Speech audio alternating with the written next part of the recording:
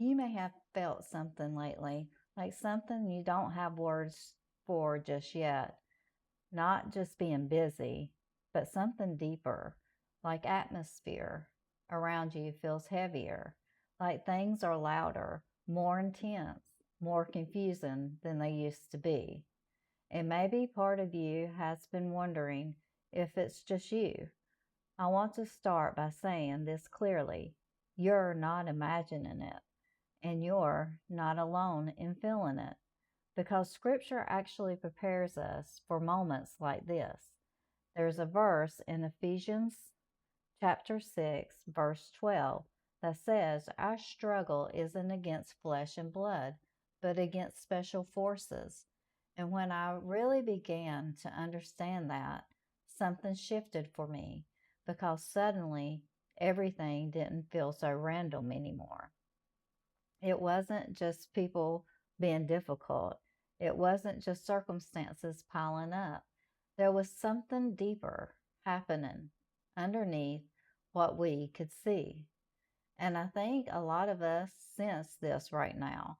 We live in a world that constantly pushes us towards striving to succeed, striving to control, and striving to prove ourselves, striving to keep everything together.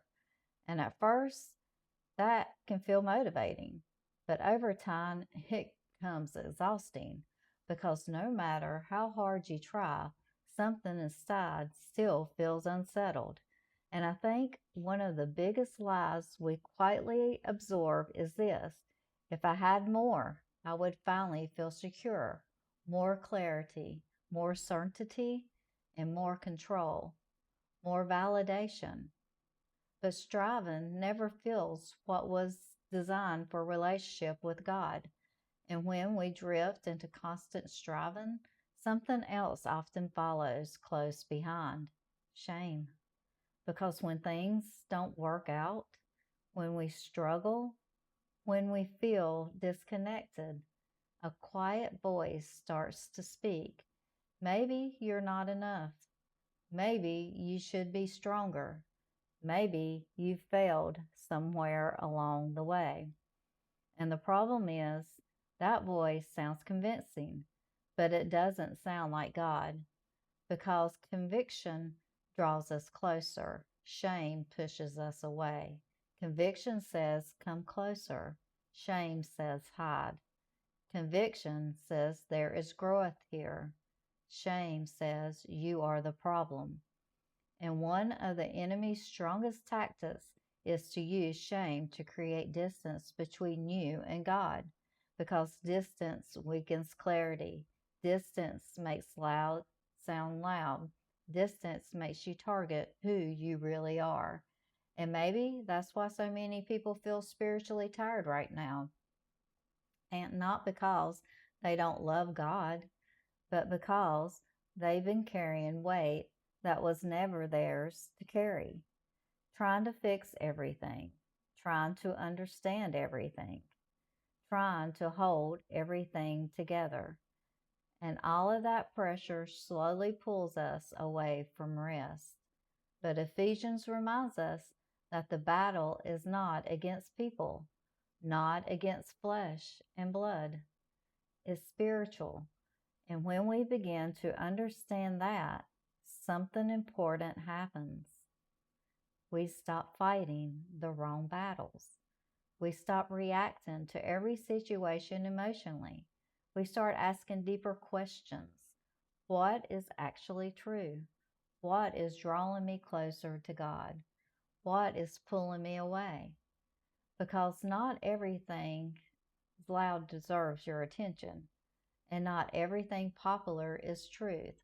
Sometimes spiritual warfare doesn't look dramatic. Sometimes it looks like distraction. And sometimes it looks like exhaustion. Sometimes it looks like confusion. And sometimes it looks like shame, convincing you to step away from God. But I want to say something very clearly. God is not pushing you away. He is inviting you back into stillness, back into truth, and back into relationship. You don't have to fix yourself before coming back. You don't have to understand everything before coming back. You don't have to carry the weight of the world before coming back. You simply come back, one step at a time. And maybe that's what this season is really about. Not fear and not chaos, but invitation.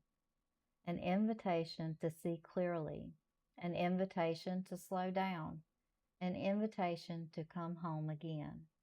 You are not losing your footing. You are being called back into clarity. And if you've been feeling unsettled lately, if something inside you has been searching for peace, if you felt tired in a way that doesn't fix, maybe it's not weakness. Maybe it's awareness. Maybe your spirit is recognizing that something deeper is happening. And instead of reacting with fear, you're being invited into discernment, into quiet strength, into steady faith. So take a breath and slow down. And remember this, you don't need to fight people. You don't need to carry everything. You don't need to solve the world. You simply come back to God. And when you do, clarity begins to return. Peace begins to return. And remembering who you are again, you can come home.